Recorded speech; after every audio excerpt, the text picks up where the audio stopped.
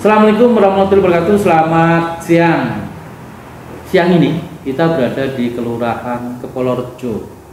Tepatnya itu kalau kita dari Selosari ada Hotel Imilda ke kiri 200 meter. Kita bersama dengan Mas Adit, mohon maaf, dia lurah di Polorjo. Mas Adit, selamat siang. Selamat siang Mas Agus, teman lama ya. Ini teman lama, ya teman gelut, ya teman lengkel-lengkelan. Tapi nggak apa-apa, sekarang Mas Adit katanya nggak jadi preman lagi. Dia mau tumak nina ya Mas. Mas Adit, sedikit ya. Beberapa waktu lalu kita memang kepingin sekali ngobrol-ngobrol dengan lurah-lurah yang ada di Magetan.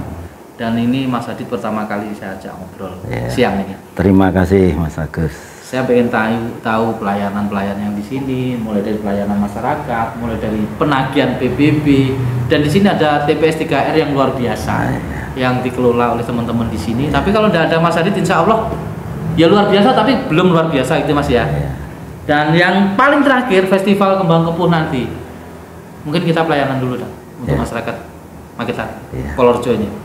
Ya, kalau masalah pelayanan Mas Agus itu sebenarnya standar, tapi yang inti kita itu garda terdepan pemerintahan pelayan masyarakat langsung. Jadi menurut saya kalau dulu-dulu kita itu di sekolah kan di BIMTEK itu pelayanan prima, tapi kadang kan mindset staf kelurahan juga mungkin saya sendiri masih mindset lama feodal. Jadi pengen diunggah-unggahi, pengen diagungkan itu, jadi itu bullshit kalau menurut saya ya. Kita seperti juga mindsetnya Pak PJ Bupati, tas sedang rampung, apa yang dibutuhkan masyarakat didekatkan, dilayani dengan baik. Jadi kalau bisa yang jelas utamanya kan kita digaji oleh negara itu sebagai pelayan masyarakat. Apa yang dibutuhkan masyarakat kita sebisa mungkin, semaksimal mungkin jangan kembali. Kalau bisa kita layani. Kita juga yang pertama di kelurahan itu yang ada IKD-nya Pak. IKD itu apa? IKD itu identitas kependudukan digital. Jadi dulu proyek dari kelurahan sebelum di sini juga saya yang pilot project yang narik dari teman-teman Disduk Capil. Jadi untuk IKD perekaman itu di Kelurahan Kepolorjo sudah bisa. Ya, yang lain-lain harus minta bantuan ke Disduk Capil atau ke Mall MPP kalau kita bisa melayani. Tapi memang serapannya belum bisa maksimal itu. Tapi masyarakat yang kesini untuk ngurusi hal-hal itu udah ready dong, udah bisa maksudnya. Maksud sudah bisa dilayani gitu loh. Langsung semua bisa dilayani, real time saat itu juga dengan syarat bahwa aslinya. Kecuali satu, kalau KTP memang di kelurahan IKD itu tidak diberi wewenang untuk mencetak KTP. Iya, kalau KK kita langsung di verbal oleh Disduk, langsung kita cetak langsung jadi asli. Tapi kalau KTP tetap dipegang oleh Disduk Capil dan MPP. Kita belum dikasih. Mas Adit, berapa RT RW di sini? Kalau RT RW di sini ya malu sebenarnya saya dengan anggaran yang sama. Dengan banyaknya RT RW gitu. Ya, RT-nya itu ada 45. Ini mau ada pemekaran belum saya izinkan. Pemekaran biar tambah 50 gitu Pak. Iya, tapi belum kita masih. Itu berarti anggaran di seluruh kelurahan itu hampir sama ya? Hampir sama, 1,1 1,2, padahal kita RT ada 45, RW ada 12. Kadang kalau kita pusing juga, dan luas wilayah kan tidak sama. Ada yang kelurahan kecil, ada yang kelurahan besar. Tapi sama anggarannya. Hampir, bukan sama, hampir sama. Ya, tapi kalau selisih sedikit ya hampir sama. Enggak Mas, sebenarnya kelurahan dengan desa, kalau anggaran kelurahan itu apa aja yang dari pemerintah? Kalau desa kan ada DD, ada ADD. Nah, kalau kelurahan apa? Ya sama itu, dahu sama rutin itu saja. Sudah kita diplot itu sekian persen untuk fisik, sekian persen untuk perdayaan, sekian persen untuk apa gaji sama tukin-tukin itu sudah yes, itu. Tetapi semua itu tidak mengurangi pelayanan baik untuk masyarakat dong. Kalau kita apapun ya sudah biasa, dari yang terburuk terbawah, cuma ganti tempat aja.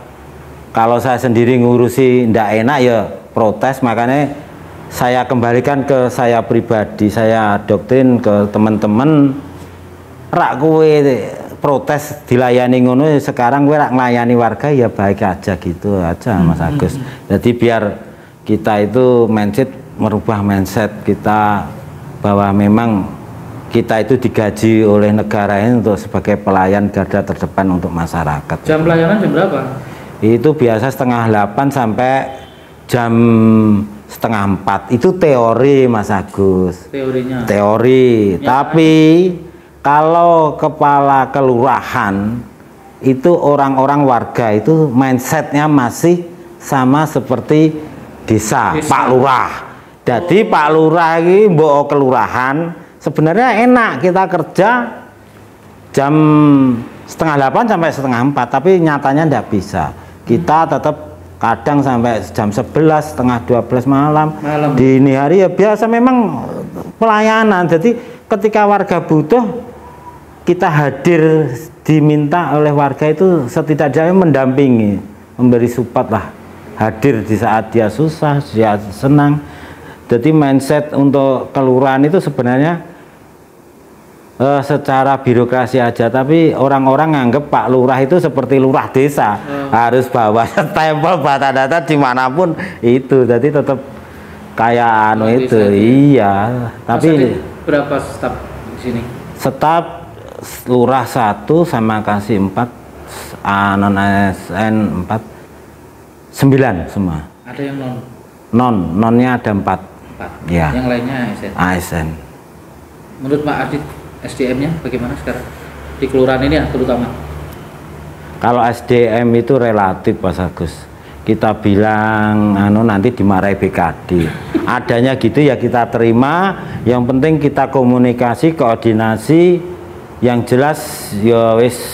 Ya, kita doktrin bahwa kita pelayan ya wis semaksimal mungkin menemani, mendekatilah ke warga. Jadi yang dengan warga yang majemuk ini kita hadir aja sudah, warga itu senang ketika. Yang saya pikirkan perlu latihan nggak jadi lurah, dulu dididik. Perlu latihan nggak jadi lurah ini? Ya sebenarnya beda loh lurah dengan si dinas. Ya sebenarnya gini Mas Agus, kalau lurah itu ya gimana ya? Kalau menurut saya itu ya berat juga, karena apa? Kita dari komunitas birokrasi yang belas tidak pernah kenal, cuma menang personel aja banyak, kita juga banyak di sini. Tapi akhirnya ya mau tidak mau, suka tidak suka, kita dipaksa untuk bisa itu. Dengan pengalaman kita yang dulu di kantor lama, kita masuk sini ya gimana adaptasi yang penting itu. Adaptasi ya. Dan koordinasi dengan RT RW warga. Yang jelas warga itu biarpun warga kota pinter-pinter, Mas Agus ini tuh pejabat-pejabat di sini. Makanya dari Dindi ke Karangrejo, dari Karangrejo ke kota lagi. Iya. Berarti latihannya di Karangrejo dong? Ya sama saja, mungkin itu urusannya para malaikat pusat sana. Kalau kita itu namanya stafnya Pak Bupati, ditaruh di mana aja siap. Iya, sumpah kita jabatan dulu waktu disumpah kan gitu Mas Agus. Permasalahan yang biasa terjadi di kelurahan apa? Ya. Terutama untuk masyarakatnya.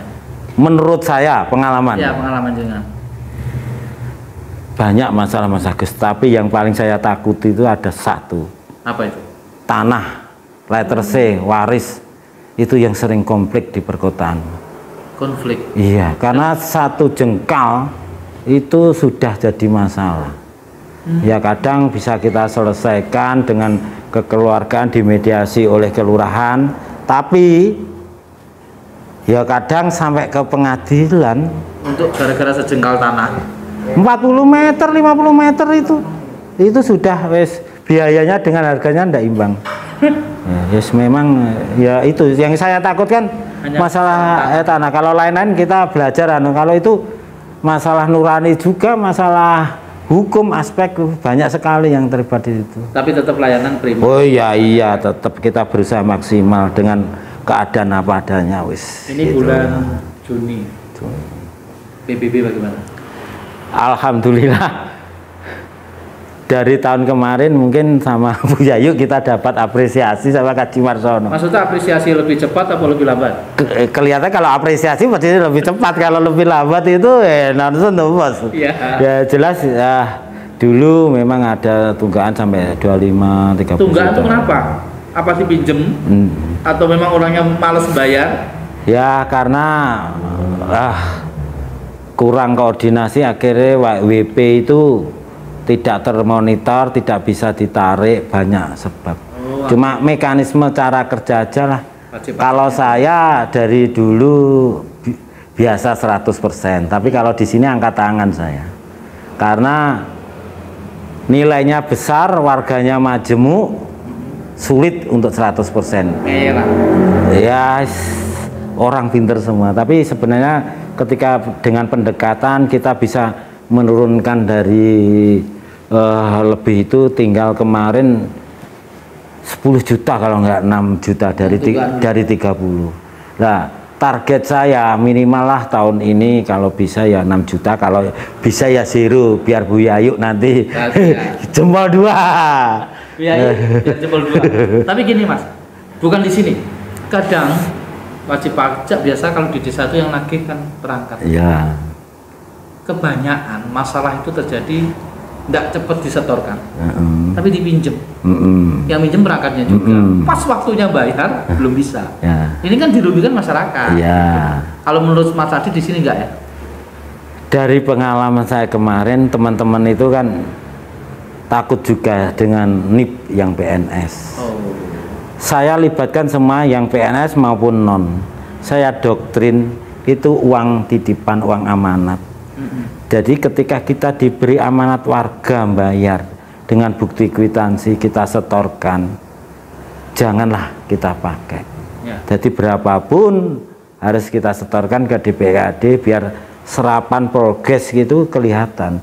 Kalau kita itu tidak jueh-jueh sama teman-teman, kerja itu nanti tidak capaian kinerjanya, target itu tidak tercapai. Ya biasa Mas, dari dulu saya kalau kerja kan ya tak sampui, tak pecuti, tadi biar target bisa, bukan untuk apa-apa, memang sudah tugas kita.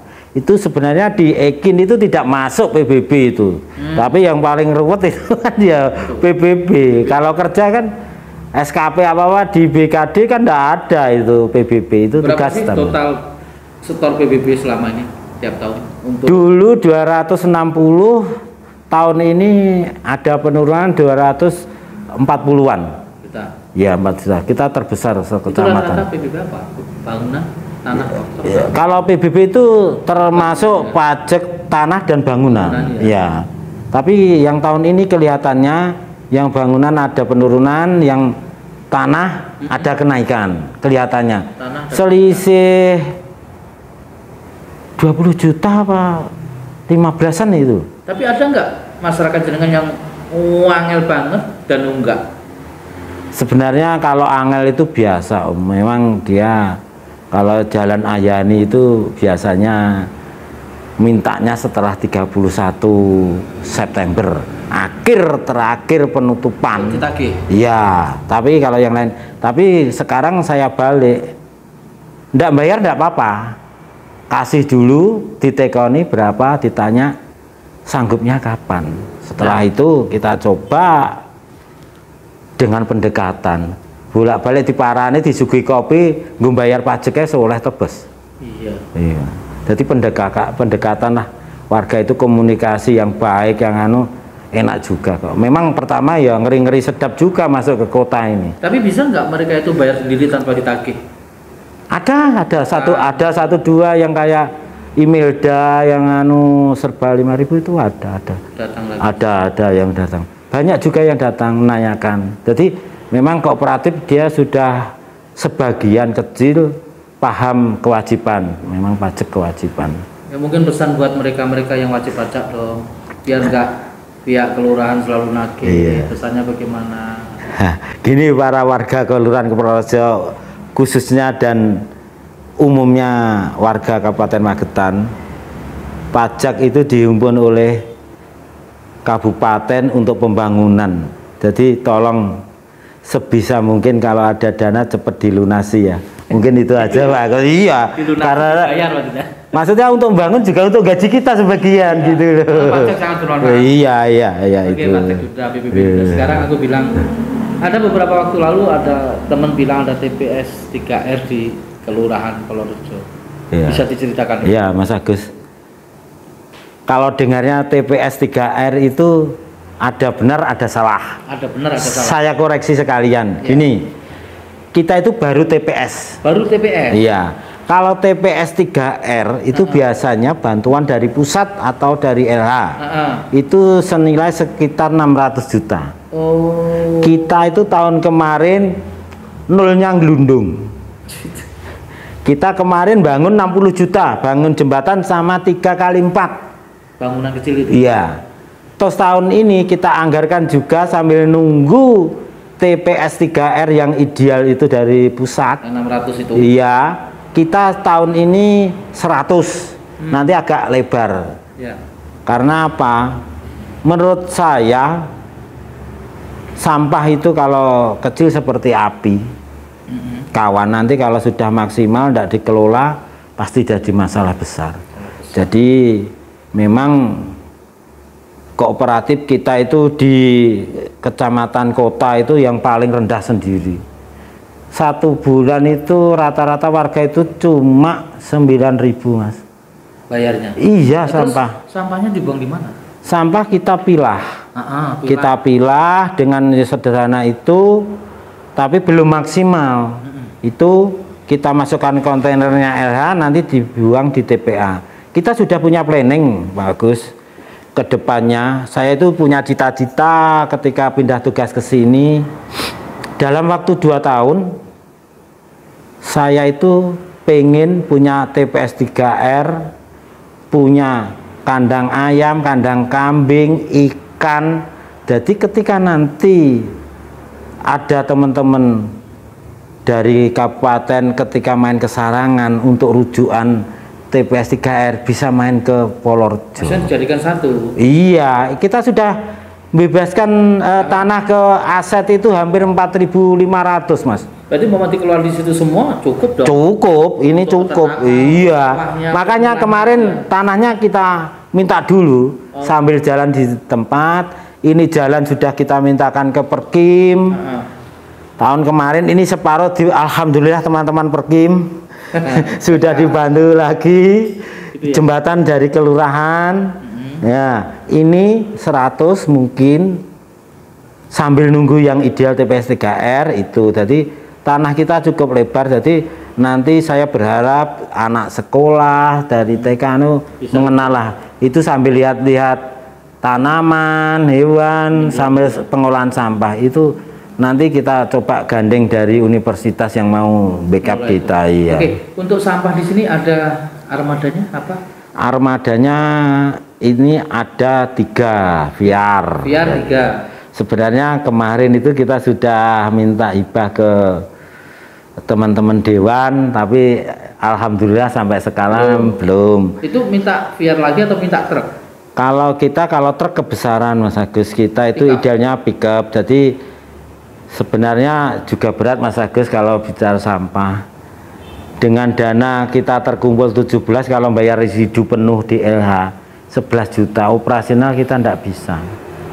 Kita coba naikkan sama maksimalkan nilai pengolahan sampah. Sampah itu bukan barang kotor Mas Agus. Emas hitam saat itu. Ini hanya 9.000. 9.000, lainnya sudah 15.000. 9.000 sebulan? Iya. Per rumah? Kakak biasa. Iya. Berapa kakak di sini? Ada 1.000? Kemarin itu kalau nggak salah 1.500, kalau nggak 300. Itu kakaknya? Iya. Kalikan 9.000, ya. segitu. Itu kalau total masuk itu kita sharing. Ya. Perusahaan, pengusaha, toko besar di Jalan Ayani itu bayarnya beda sama sekolahan, subsidi silang. Tapi maksud saya, kalau kita pengen maju kan ke depannya kita harus punya planning, perencanaan terintegrasi. Ya. Jadi ketika penyusutan armada, bangunan apa kan kita hitung. Kalau ini pun mati segan, hidup enggan. Oh, ya itu jadi kita itu wes gini gonjang-ganjing. Jadi terus yang petugas pengambilan itu kan butuh biaya. iya. Dari uang itu juga. Iya. Memang dari itu 1.500 Kakak 1.500 gajinya. 1,5 per orang. Iya, kita ada 7 orang. Padahal kita kurang, itu harusnya minimal 10 orang. Kan petugas pemilahnya belum ada. Nanti kalau sudah punya tempat, coba kita rent itu nanti. Iya. Per bulan 1,5. Iya. Cukup itu. Ya dicukup-cukupkan kita dana yang ada itu. Makanya minta maaf Mbak Eni yang LH, kita belum bisa bayar residu full. Karena apa? Itu lihat laporan keuangannya bisa dilihat Mbak Eni. Ya. Mbak Eni jangan lupa datang ke sini dong. Lihat teman-teman TPS yang di sini. Mas Adit, walaupun serba kekurangan, walaupun serba apa ya, sederhana, tapi kan nyatanya TPS sudah jalan. Ya. Masyarakat juga terlayani. Ya, kita berusaha maksimalkan aja, Mbak. Tapi ada kendala nggak masyarakat nanti? Mas kok ini 9.000? Ada ya? Kalau masyarakat itu pengennya nggak bayar. Biar LH. Iya. Kasih negara. Ya, tapi kan nggak bisa. Kita akan sharing. Ya, memang ya dengan memaksimalkan itu saya percaya nanti ke depan kalau bisa 15.000 aja mungkin kita bisa kredit mobil. Kedepannya bangun-bangun yang kayak hutan batas kota, terus ada peternakan, perikanan. Perumahan itu sudah ada yang 20.000 loh Mas. Kita pengennya gitu, nggak usah 20.000, 15.000 aja kita jalan kok. Nah, iya. Karena apa? Saya masih punya harapan di pengolahan pemilahannya. Itu juga untuk operasional juga. Tapi masyarakat yang membuang sampah itu dikasih tempat atau dia ada plastik ditaruh di depan rumah begitu atau bagaimana? Prosesnya untuk ngambil sampah mereka? Kalau itu biasanya ada pos-pos tertentu itu ke plastik.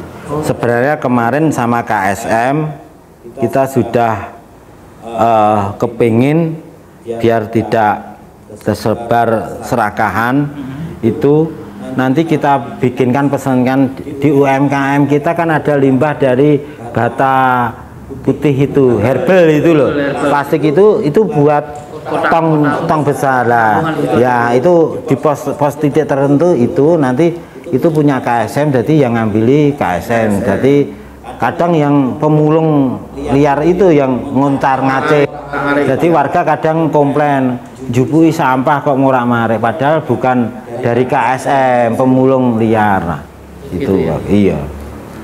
Yang jelas masyarakat terlayani untuk sampah. Ya kita berusaha untuk maksimalkan saja. Nah, sekarang sebentar lagi jenengan punya hajat besar ini, hajat tahunan yang mau tidak mau harus dilaksanakan. Kembang kepuh. Itu apa kembang kepuh itu sebenarnya? Ya. Sudah berapa tahun berjalan? Ini mau tahun kedua Mas. Oh, 2 tahun ini ya? Iya, jadi kayak kemarin yang sudah baik kita lanjutkan, yang kurang kita evaluasi.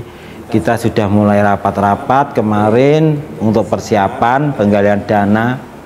Semua berjalan kan dana Mas Agus. Iya.